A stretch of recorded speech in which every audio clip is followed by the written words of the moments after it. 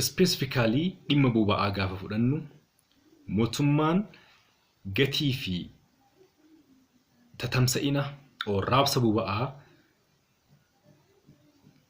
fair akka ta'u gochuuf haqa qabeessa akka ta'u kan hawaasa rakkoof hin saaxille tajaajilamaa akka rakkoof hin saaxille gochuuf riiformiiwwan hojjetaman akka jiran hin beekama hedduu kan dinqisiifamanidha. haa ta'u malee har'a magaalli dhimmi rakkoo boba'aa keessatti hin kaane jira jedhee yaadu. sanarraa kan ka'e geejjiba miila sadii dabalatee taaksiin magaalaa keessa tajaajiltu cufti guyyaa guyyatti gatii dabalaa hawaasni akka hiraarfamu akka kumatu taasisaa jira argaa jirra. raabsa boba'aa keessa boba'aan hin jiru jedhama. mana dhuunfaa or haayilaandiin qaamota garaagaraa irraa bibbitatanii gaafa deeman gaafa fayyadaman argina. eessaa dhufe kun? maaltu qaawwa akkanaa uume? dhimmoonni akkanaa kun dhimmoota hawaasni akka deddeebiidhaan komii kaasu. even mootummaa irratti komii akka kaasu gochuu qofa osoo hin taane qaamoleen hariiroo mootummaa fi uummata gidduu jiru gaarii akka hin taane hawwan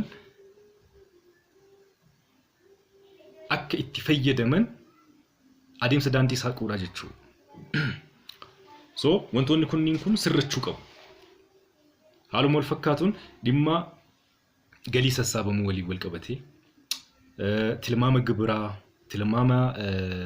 gibira manaa kan daldalaa even lafa qonnaa kanaa wajji wal qabatee wanti jiru I think evaluate ta'uu qaba natti fakkaata. suuqii duwwaa bishaanii fi buskuunni qofni keessa jiru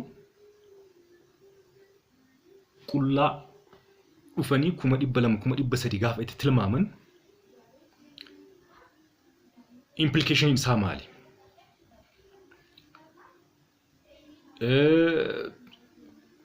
caasaa nageenyaa keessaa sadarkaa hawaasaatti nageenya eegsisuudhaan hojiilee gurguddaa hojjetaa akka jiru tokko milishaadha. akkuma warri uf kennee uummata tajaajilu jiru qaamonni tokko immoo kan guyyaa guyyaadhaan hawaasa keessa deemanii bifa garaagaraatiin it can be in kind or in cash waan garaagaraa hawaasarraa walitti qaban kanaanis hawaasa hiraarsaaf komiif saaxilan ni mul'atu. adeemsi akkanaa kun dhugumatti karoora mootummaati moo asumatti uumaniiti? wantoonni kunniin kun laalamuu qabaa jechuu. wantoota kanneen kana gaafa laallu purposely itti yaadamee hariiroo mootummaa fi uummataa gaarii akka hin taane ilaalchi abdiin uummanni mootummaa irratti qabu akka xiinxanaa'u gochuudhaaf qaamni purposely itti yaadee hojjetu waan jiru fakkaata. inni kun riiformii gubbatti karoorfame utuu hin sharafamin hamma godatti akka gahu gochuu irraa eegalee gahumsi gaggeessitoota sadarkaan jiranii gahumsi caasaa mootummaa keessa sadarkaan jiranii sirnumaan ilaalamuu qaba. gahumsa qofa osoo hin taane ilaalchi sirrumatti ilaalamuu danda'uu qaba. wantoonni kunniin gaaf hiikkatan dhaloonni har'aa dhaloota saawwatti amanu jenneerra dhaloota olaantummaa yaadatti amanu qaamota bakkuma kaleessaa dhaabbatanii sitti haatatan kan akkuma kaleessaa waanuma kaleessaa sin jedhan sana faana dhaloota kaatuu miti jechuudha. olaantummaa yaadatti amana sababa gahaa irratti amana waan ta'eef butama dhalootaa hatama dhalootaa hir'isuudhaaf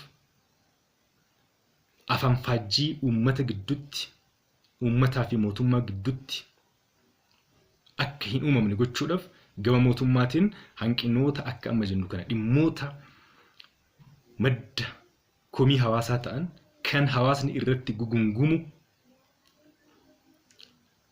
fi yaaliin qaamota garagaraatiin dhimma biraaf olfachuudhaaf irratti taasifamaa jiruun kanneen kana fooyyessuun sirnaan madaalanii sirreeffama barbaachisu fudhachuun baay'ee barbaachisaadha. Dhimmoonni kunniin kun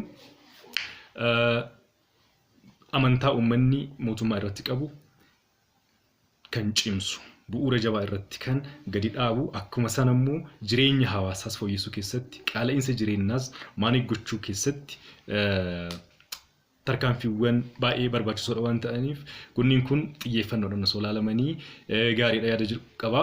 Thank you.